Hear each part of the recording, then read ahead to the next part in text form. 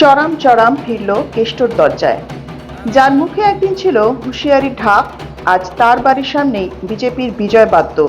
বীরভূমের রাজনৈতিক পালাবদলের জোরালো বার্তা। একসময় বীরভূমের রাজনীতিতে আতঙ্ক, দাপট ও বিতর্কের সমার্থক হয়ে উঠেছিল অনুব্রত মণ্ডলের নাম। বিরোধীদের উদ্দেশ্যে তার সেই বহুল চর্চিত মন্তব্য, চড়াম চড়াম করে ঢাক বাজিয়ে দেব, রাজ্যের রাজনৈতিক অভিধানে আলাদা জায়গা করে নিয়েছিল।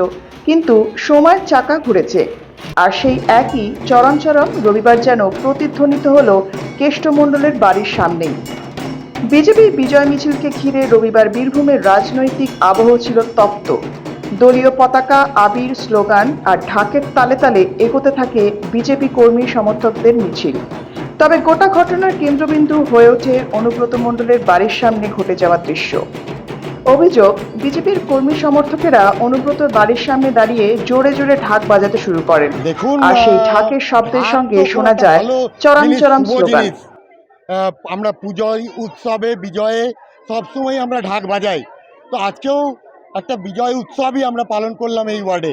তার সাথে সাথে আমরা এই ওয়ার্ডের মানুষকে অভিনন্দন জানালাম, যেভাবে এরকম নামি দামি তৃণমূলের নেতা থাকতেও 1500-র বেশি লিডে আমাদেরকে জিতিয়েছেন, তাই আজকে ঢাক বাজালাম। এই ছবিটাও দেখা গেল যে কেষ্টদা বলেছিল কেষ্টদার মুখে চরম চরম ঢাক এবং গুড় বাতাসা। সেই ছবিটা দেখা গেল আজ আপনি কেষ্টদার বাড়ির সামনে দাঁড়িয়ে নিজে হাতে ঢাক বাজিয়েছেন। দেখুন, কে কি বলেছিলেন সেটা আমি ভুলে গেছি। আবেগের আবেগের মুহূর্ত, আবেগে আমি ঢাক বাজিয়েছি।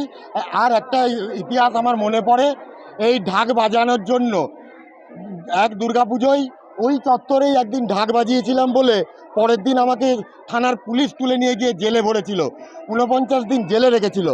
তার সাথে সাথে 5 বছরের জন্য চাকরিতে সাসপেন্ড করে রেখেছিল। তো জীবনে অনেক ত্যাগ করেছি। আজকে সেই দিনগুলো মনের স্মৃতিকোঠা থেকে বেরিয়ে আসছিল, আর আবেগ ঢাকের বলি হয়ে বেরিয়ে আসছিল।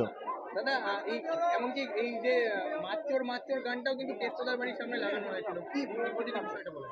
দেখুন, আমি কোনো ব্যক্তিগত কুৎসায় বিশ্বাসী নই, তবে আমি একটা কথা বলি, তৃণমূল মানেই চোর। 1, 2, 3, 4 তৃণমূলের সবাই চোর, তাই কেউ বাদ যাবে না। কত লোক হয়েছিল আপনার এই বিজয় মিছিল? দেখুন, এখনও আপনারা দেখতে পাচ্ছেন হাজারে হাজারে মানুষ এখানে জমা দিয়েছিল।